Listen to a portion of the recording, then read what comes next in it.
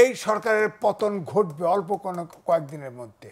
পতন এই লোক কিন্তু বিদেশে পাড়ি জমাবে।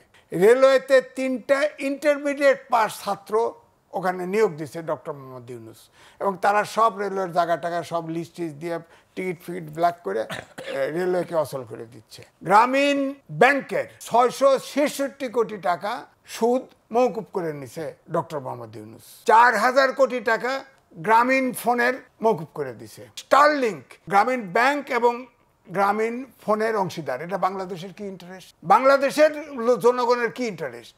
এটা গ্রামীণ ফোন। এবং আপনি দেখেন গ্রামীণ ব্যাংক উনি এত সারা বিশ্বে গ্রামীণ ফোনের জন্য মানে নোবেল প্রাইজ পাইল।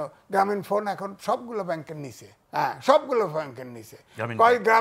গ্রামীণ দরিদ্র মানুষের দরিদ্রতা বিমোচন, ওনার গ্রামীণ ব্যাংকের লোন যে নিচে তার কিন্তু দরিদ্রতা বিমোচন হয়নি।